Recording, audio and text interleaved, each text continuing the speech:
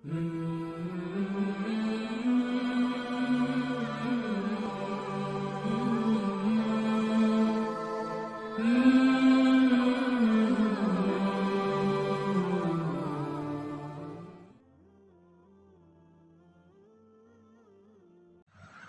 علیکم ورحمۃ اللہ وبرکاتہ۔ سورۃ نساء آیت نمبر 127۔ یہ ایک آیت اس کی میں تلاوت، ترجمہ اور ساتھ میں وضاحت کرتی ہوں۔ اعوذ باللہ من الشیطان الرجیم، بسم اللہ الرحمن الرحیم۔ وَيَسْتَفْتُونَكَ فِي النِّسَاءِ قُلِ اللَّهُ يُفْتِيكُم فِيهِنَّ وَمَا يُتْلَى عَلَيْكُمْ فِي الْكِتَابِ فِي يَتَامَى النِّسَاءِ اللَّاتِي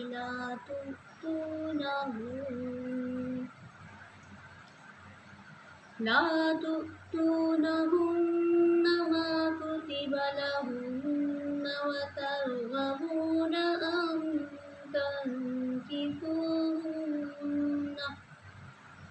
أن تنكحوهن والمستضعفين من الولدان وأن تقوموا لليتامى بالقسط وما تفعلوا من خير فإن الله كان به عليما۔ ترجمہ دیکھیں۔ وَيَسْتَفْتُونَكَ، اور یستفتون وہ سوال کرتے ہیں یا فتویٰ طلب کرتے ہیں کا آپ سے فی النساء عورتوں کے بارے میں۔ آپ صلی اللہ علیہ وسلم سے مخاطب ہو رہے ہیں اللہ تعالیٰ کہ لوگ آپ سے عورتوں کے بارے میں فتویٰ طلب کرتے ہیں، تو آپ کل کہہ دیجئے اللہ یفتیکم تمہیں فتویٰ دیتا ہے فیہن ان عورتوں کے بارے میں، اور ماں جو یتلا تلاوت کی جاتی ہیں علیکم تم پر فی الکتابی کتاب میں، یعنی قرآن کی جو آیات ہیں، اس کتاب میں جو آیات ہیں جو تم پر تلاوت کی جاتی ہیں انہی میں ہی فتویٰ موجود ہے۔ فی یتامى النساء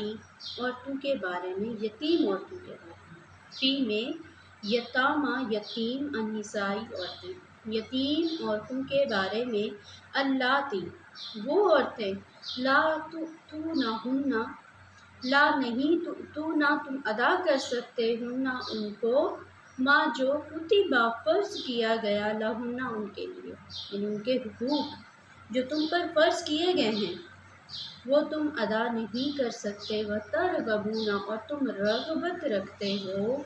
ان تنکحوہن کہ تم ان سے نکاح کرو، کہ تم ان کے حقوق تو ادا کر نہیں سکتے اور تم چاہتے یہ ہو کہ تم ان سے نکاح کرو، والمستضعفین اور کمزور من الولدان بچوں، کہ جو کمزور بچے، جو یتیم بچے تمہاری سپردگی میں دیے گئے ہیں، وَأَن تَقُومُوا اور یہ کہ تم قائم کرو لِلْيَتَامَى یتیموں کے لیے بالقسط انصاف کے ساتھ، کہ تم قائم رہو یتیموں کے لیے انصاف کے ساتھ، وَمَا تَفْعَلُوا اور جو تم ایسا کرو گے من خیر کوئی بھلائی میں سے، فَإِنَّ اللَّهَ پس بے شک اللہ کانا ہے بھی اس بھلائی کو علیماً جاننے والا۔ تو دیکھیے ہمیں اس آیت میں کیا بتایا گیا ہے کہ لوگ آپ صلی اللہ علیہ وسلم کے پاس آتے تھے فتویٰ پوچھنے، لیکن وہ اس پر عمل نہیں کرتے تھے۔ فتویٰ کیا پوچھتے تھے کہ جو یتیم عورتیں ہیں ان سے کیا نکاح کیا جا سکتا ہے یا ان کا ولی بنا جا سکتا ہے، تو اس کا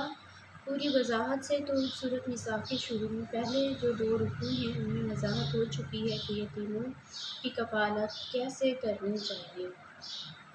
تو یہاں پہ نکاح کی بات ہو رہی ہے، تو کہا گیا ہے کہ جب تم ان کے حقوق ادا کر سکو تو تم ان سے نکاح کر سکتے ہو۔ لیکن وہ کیسا کرتے تھے کہ جو یتیم عورتیں مالدار ہوتی تھیں اور ساتھ میں خوبصورت بھی ہوتی تھیں، حضرت عائشہ رضی اللہ تعالیٰ عنہا نے اس کی وضاحت کی ہے کہ لوگ کیا کرتے تھے کہ جو خوبصورت بھی ہوتی تھیں اور ان کے پاس مال بھی ہوتا تھا تو وہ ان سے خود نکاح کر لیتے تھے تاکہ وہ دونوں طرح سے فائدہ اٹھا سکیں، ان کے حسن سے بھی اور ان کے مال سے۔ لیکن جو صورت میں مطلب کم ہوتی تھیں اور ان کے پاس مال بھی نہیں ہوتا تھا تو وہ خود بھی ان سے نکاح کرنے سے دور رہتے تھے اور دوسروں سے بھی ان کا نکاح نہیں کرواتے تھے تاکہ ان پر خرچہ نہ ہو۔ تو ایسی باتوں سے منع کیا گیا ہے، اور ساتھ میں یہ بھی کہا گیا ہے کہ اگر ان کے ساتھ تم نکاح کرو تو انصاف کے ساتھ قائم رہو،